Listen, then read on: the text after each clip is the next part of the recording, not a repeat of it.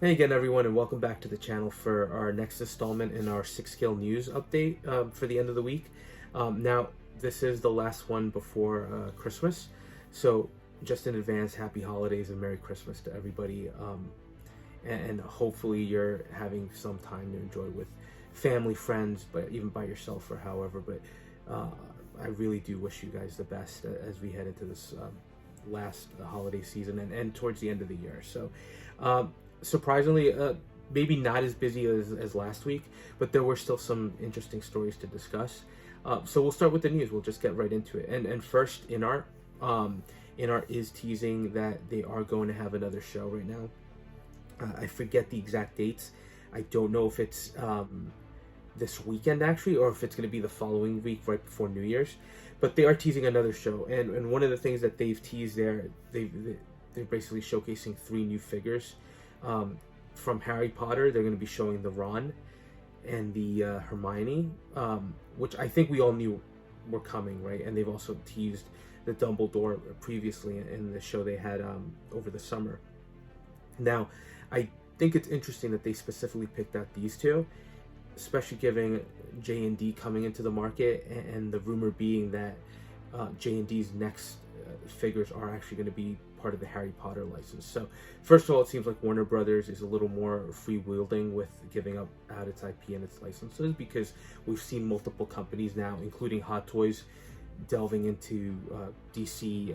Now INART and J&D seem to both be jumping into the Harry Potter line. So just interesting, and I don't know if this is INART's response to J&D, because from the price point J&D had, it looks like they're more potentially competing with INART than with Hot Toys at this point. I personally don't think that J&D is necessarily a player right now in the main 6-scale market.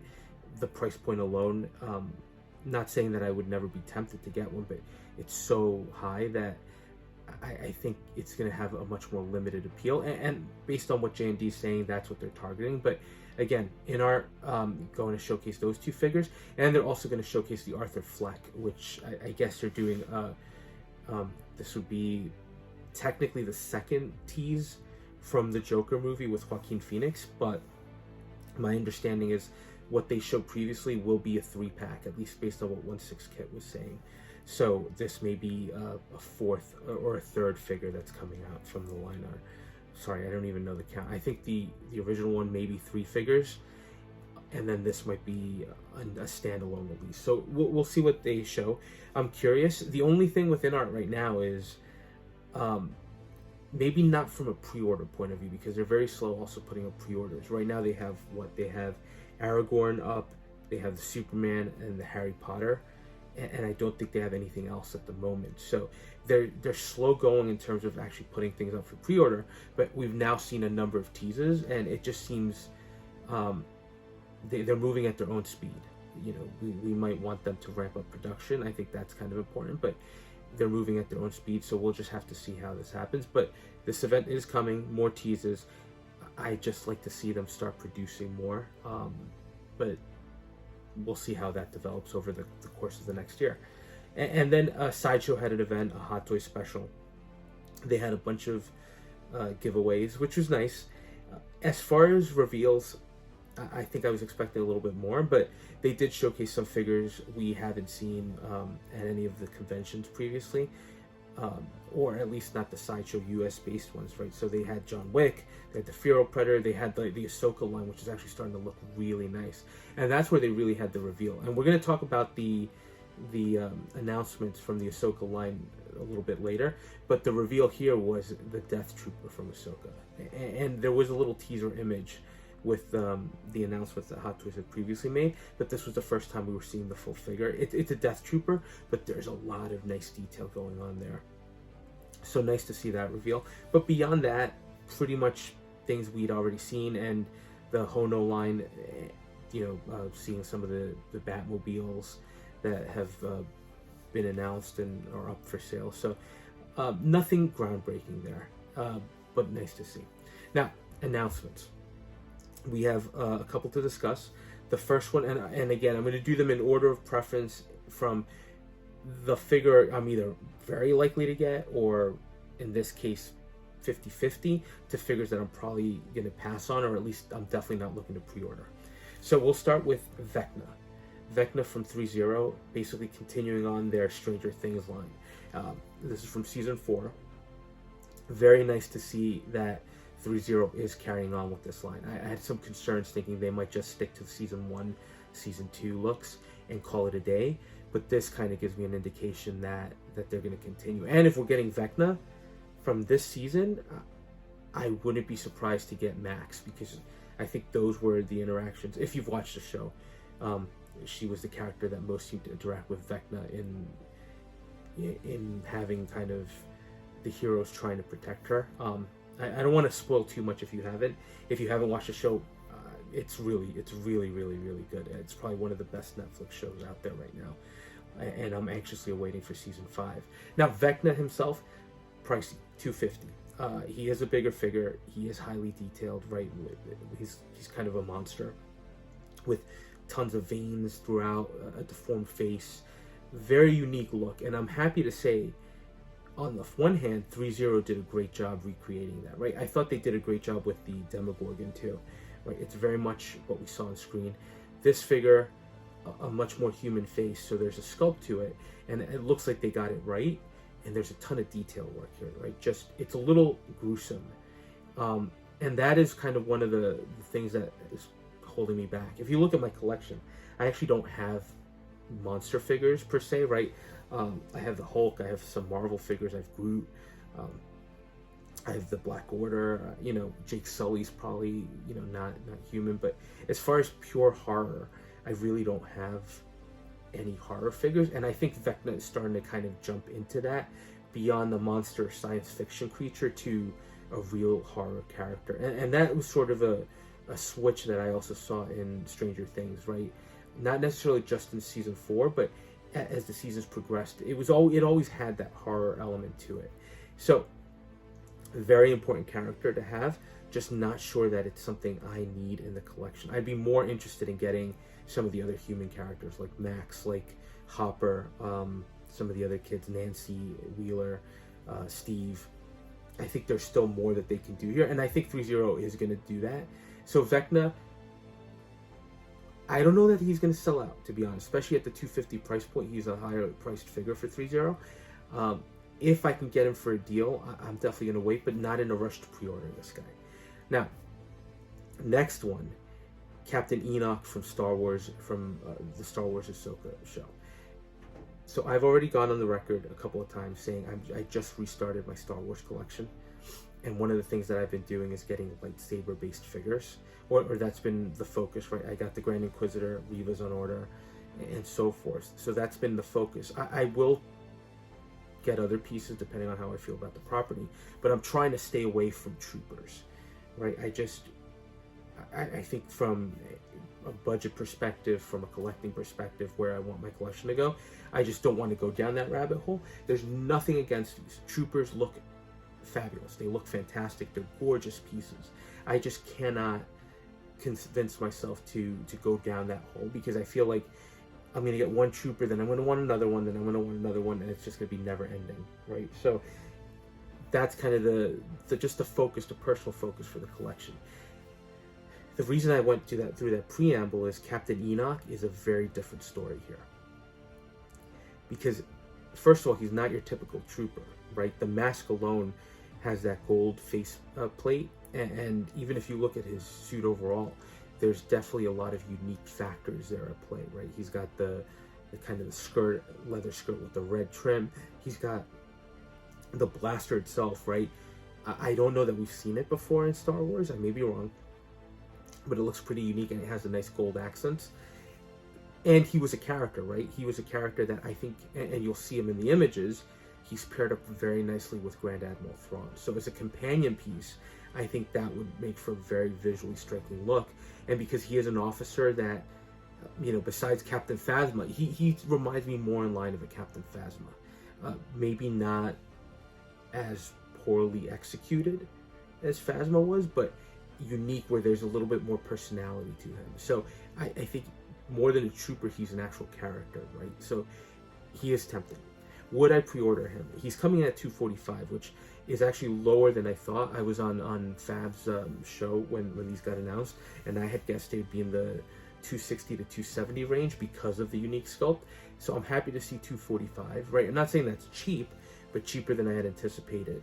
And again, very simple figure, right? We know Hot Toys has done the armored pieces before. We know that they've done troopers before, so they kind of know what they're doing. But what sets this one apart in particular is the mask, is the helmet with the unique aspects. It's the skirt, and what's really nice about the armor, kind of showcasing that exile that they've been on, is that the suit isn't pristine, right? The armor is showing chips, cracks. It's been used and it's seen some wear and tear. So very unique looking figure, very tempting. It's not one that I'm looking to pre-order. This is one that I'll probably try to pick up once it drops. I've got so much other things on pre-order that I can't do that with everything, and we'll see, right? Collecting evolves, and 2024 might be a little different style of collecting in terms of waiting for just some things to drop and then picking them up as opposed to pre-ordering. Especially for a figure like this, where I'm tempted, but honestly, I'm not going to feel necessarily upset if I miss out on it. It'll be nice to have, but it doesn't feel like, for me personally, I need to have him 100%. I want him, but not 100%. So I think I can wait a little bit. Now the next one, right, the companion piece is the Night Trooper, which is just a standard, I think somebody mentioned it looks like the Remnant Trooper, just with the interesting armor, which we'll talk about, right, and then these red pieces to it. So again, from a cost point, let's start $240 for this one. So $5 cheaper than Captain Enoch. I figured he'd be cheaper just because it's a more standard trooper. I think it's a decent price. Again, much simpler, has 2 weapons. What really sets the piece apart is twofold. One, if you look at the armor itself, it's cracked like no end, right? And the Hot Toys even mentions it.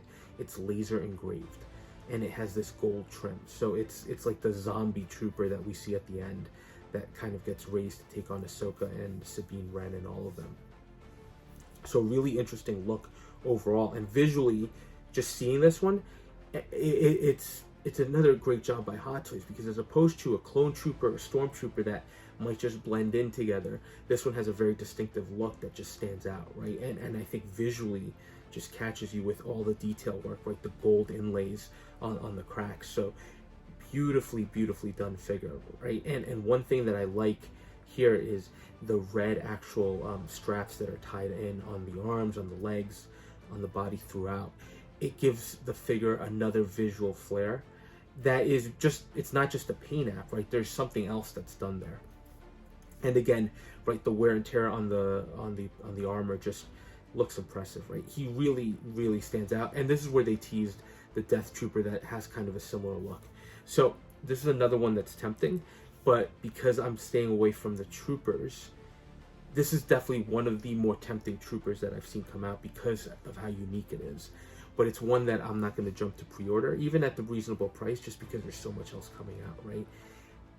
So this is another one that, depending on finances and budget and how I'm feeling at the time, I think I can wait to see if it drops and try to pick it up from another retailer, right? And I'll keep an eye on Sideshow to see if they go on waitlist, because you never know. But pretty interesting looking.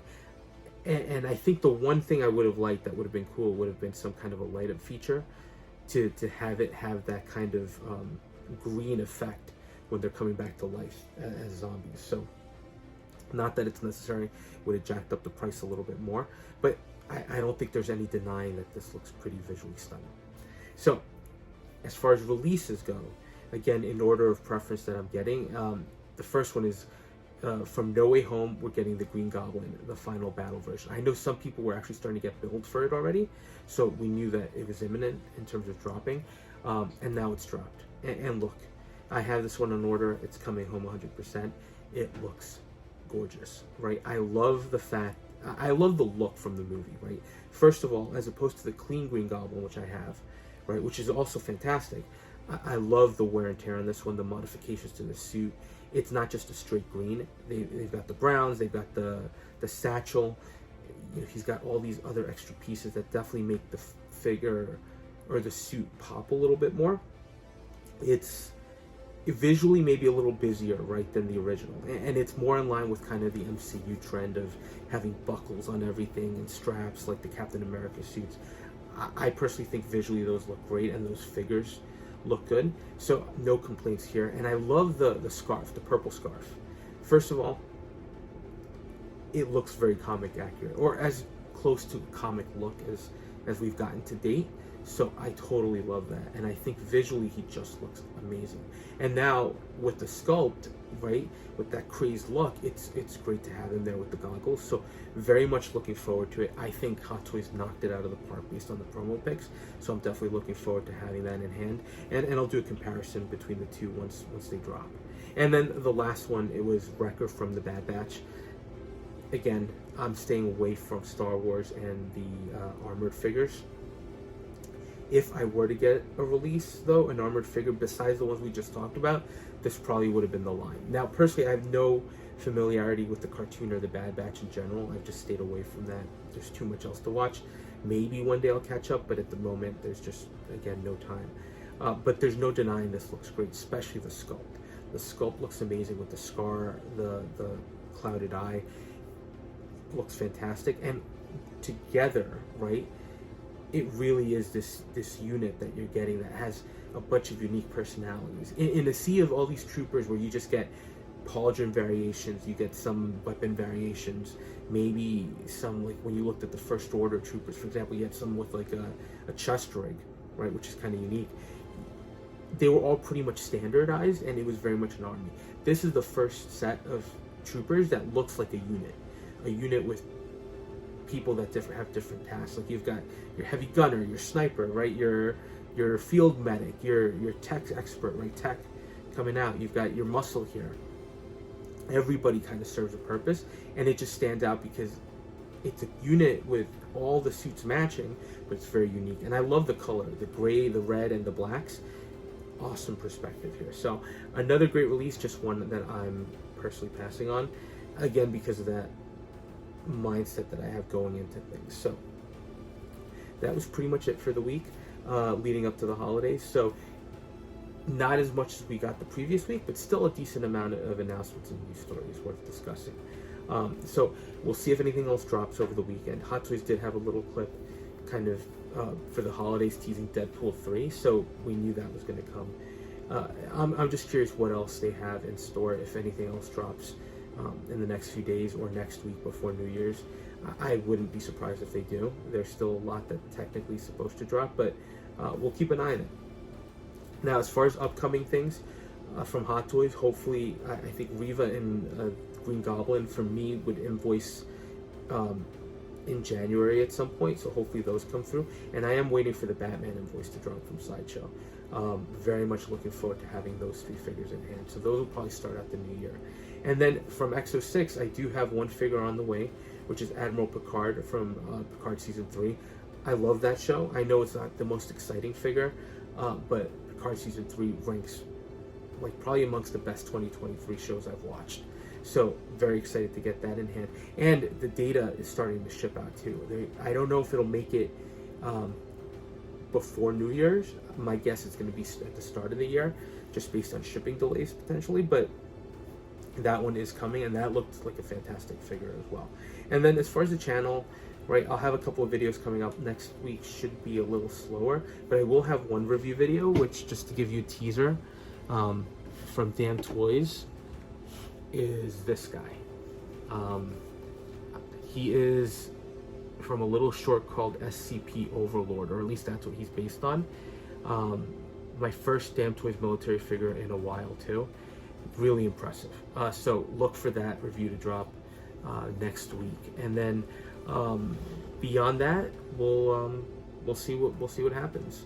All right. So again, hope all of you have a great holiday season, and we will touch base on the next video. And again, just as always, thanks for watching.